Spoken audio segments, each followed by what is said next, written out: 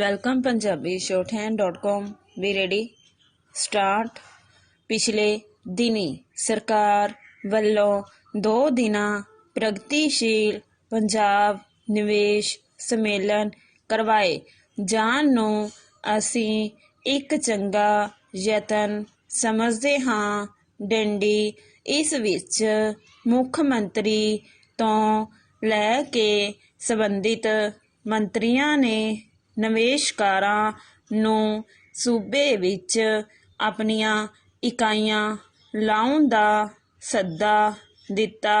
ਡੰਡੀ ਇਸ ਸੰਬੰਧੀ ਕਈ ਤਰ੍ਹਾਂ ਦੀਆਂ ਰਿਆਇਤਾਂ ਦੇਣ ਦਾ ਵੀ ਐਲਾਨ ਕੀਤਾ ਗਿਆ ਅਤੇ ਇਹ ਵੀ ਕਿਹਾ ਗਿਆ ਕਿ ਪੰਜਾਬ ਵਿੱਚ ਮਾਹੌਲ ਉਦਯੋਗ ਲਾਉਣ ਅਤੇ ਵਪਾਰ ਵਧਾਉਣ ਦੇ ਅਨੁਕੂਲ ਹੈ।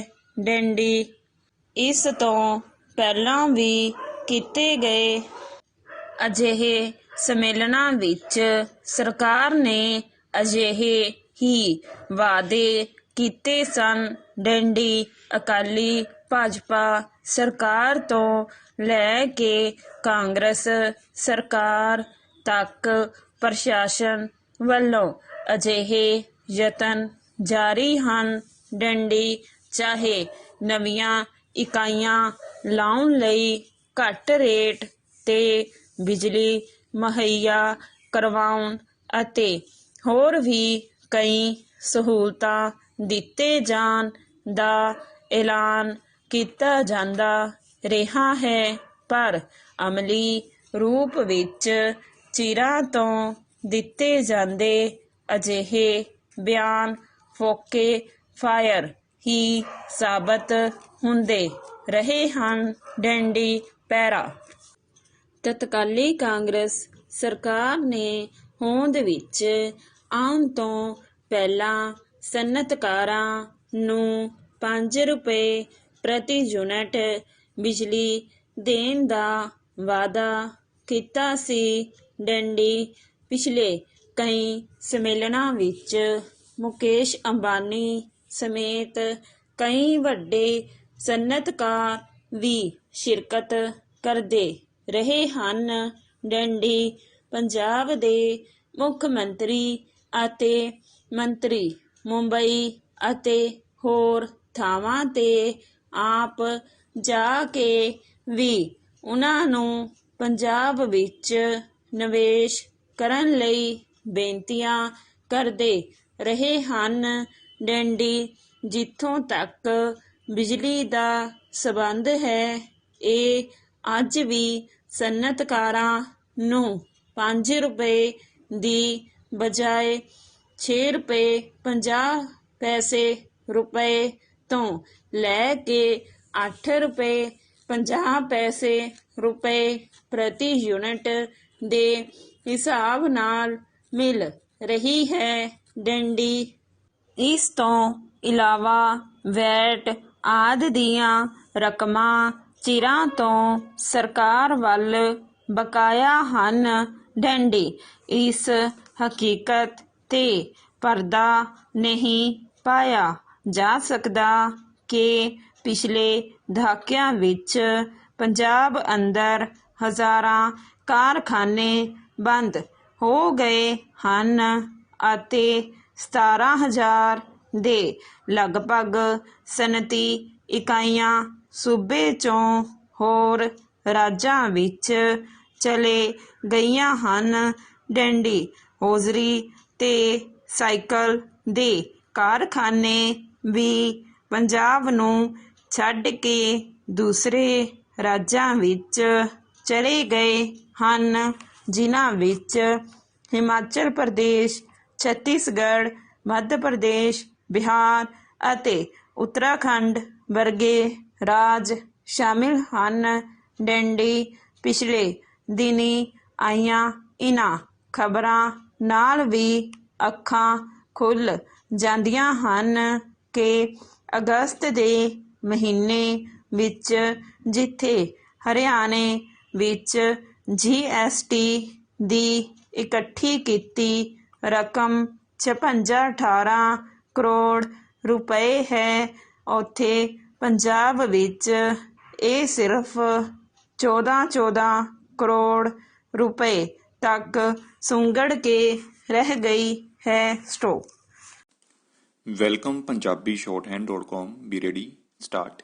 ਪਿਛਲੇ ਦਿਨੀ ਸਰਕਾਰ ਵੱਲੋਂ 2 ਦਿਨਾਂ ਪ੍ਰਗਤੀਸ਼ੀਲ ਪੰਜਾਬ ਨਿਵੇਸ਼ ਸੰਮੇਲਨ ਕਰਵਾਏ ਜਾਣ ਨੂੰ ਅਸੀਂ ਇੱਕ ਚੰਗਾ ਯਤਨ ਸਮਝਦੇ ਹਾਂ। ਡੰਡੀ ਇਸ ਵਿੱਚ ਮੁੱਖ ਮੰਤਰੀ ਤੋਂ ਲੈ ਕੇ ਸੰਬੰਧਿਤ ਮੰਤਰੀਆਂ ਨੇ ਨਿਵੇਸ਼ਕਾਰਾਂ ਨੂੰ ਸੂਬੇ ਵਿੱਚ ਆਪਣੀਆਂ ਇਕਾਈਆਂ ਲਾਉਣ ਦਾ ਸੱਦਾ ਦਿੱਤਾ। ਡੰਡੀ ਇਸ ਸੰਬੰਧੀ ਕਈ ਤਰ੍ਹਾਂ ਦੀਆਂ ਰਿਆਇਤਾਂ ਦੇਣ ਦਾ ਵੀ ਐਲਾਨ ਕੀਤਾ ਗਿਆ ਅਤੇ ਇਹ ਵੀ ਕਿਹਾ ਗਿਆ ਕਿ ਪੰਜਾਬ ਵਿੱਚ ਮਾਹੌਲ ਉਦਯੋਗ ਲਾਉਣ ਅਤੇ ਵਪਾਰ ਵਧਾਉਣ ਦੇ ਅਨੁਕੂਲ ਹੈ। ਡੰਡੀ ਇਸ ਤੋਂ ਪਹਿਲਾਂ ਵੀ ਕੀਤੇ ਗਏ ਅਜਿਹੇ ਸੰਮੇਲਨਾਂ ਵਿੱਚ ਸਰਕਾਰ ਨੇ ਅਜਿਹੇ ਹੀ ਵਾਅਦੇ ਕੀਤੇ ਸਨ। ਡੰਡੀ ਅਕਾਲੀ ਭਾਜਪਾ ਸਰਕਾਰ ਤੋਂ ਲੈ ਕੇ ਕਾਂਗਰਸ ਸਰਕਾਰ ਤੱਕ ਪ੍ਰਸ਼ਾਸਨ ਵੱਲੋਂ ਅਜਿਹੇ ਯਤਨ ਜਾਰੀ ਹਨ। ਡੰਡੀ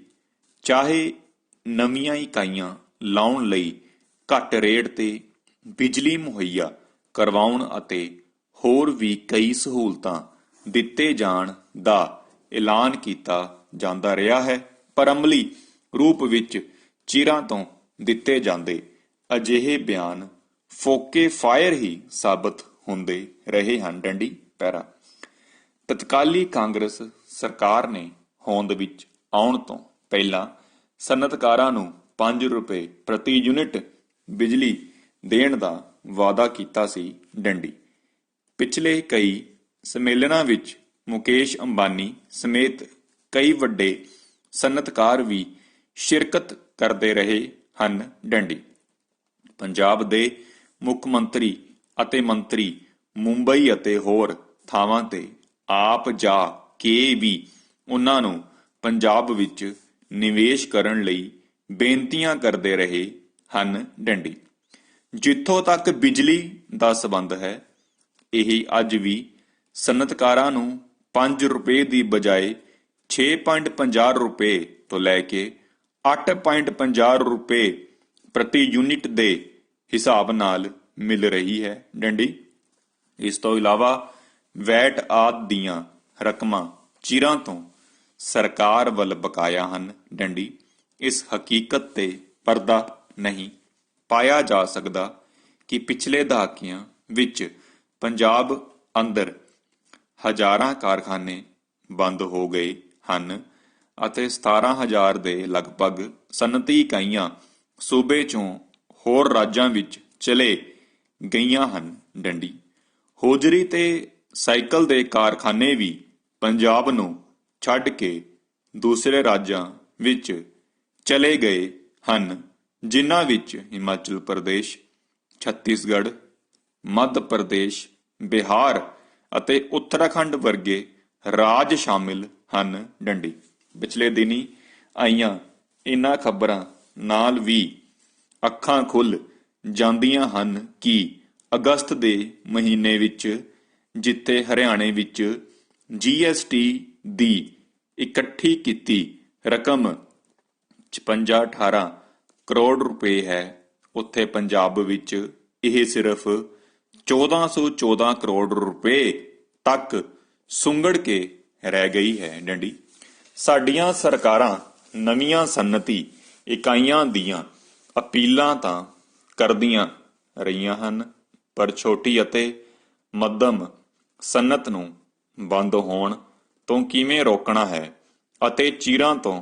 ਬਿਮਾਰ ਪਈਆਂ ਸਨਅਤੀ ਇਕਾਈਆਂ ਨੂੰ ਮੁੜ ਕਿਵੇਂ ਸਿਹਤਮੰਦ ਬਣਾਉਣਾ ਹੈ, ਇਸ ਬਾਰੇ ਉਸ ਵੱਲੋਂ ਕਦੀ ਕੋਈ ਯੋਜਨਾ ਸਾਹਮਣੇ ਨਹੀਂ ਆਈ। ਡੰਡੀ ਸਨਅਤ ਦਾ ਸੰਬੰਧ ਰੁਜ਼ਗਾਰ ਨਾਲ ਹੈ। ਡੰਡੀ ਹਰ ਵਰੇ ਪੰਜਾਬ ਦੇ ਲੱਖਾਂ ਹੀ ਨੌਜਵਾਨ ਬੇਰੁਜ਼ਗਾਰੀ ਵਿੱਚ ਧੱਕੇ ਜਾ ਰਹੇ ਹਨ। ਡੰਡੀ ਇਸੇ ਲਈ ਹੀ ਉਹ ਵਿਦੇਸ਼ਾਂ ਵਿੱਚ ਜਾਣ ਲਈ ਹੱਥ ਪੈਰ ਮਾਰ ਰਹੇ ਹਨ। ਡੰਡੀ ਇੱਥੇ ਸੂਬੇ ਵਿੱਚ ਸਨਅਤ ਦਾ ਹਾਲ ਇਹ ਹੈ ਕਿ ਵੱਡੇ ਸਨਅਤਕਾਰਾਂ ਨੇ ਇੱਥੋਂ ਆਪਣੇ ਕੰਮ ਨੂੰ ਵੈਲਕਮ ਪੰਜਾਬੀ shorthand.com ਵੀ ਰੈਡੀ ਸਟਾਰਟ।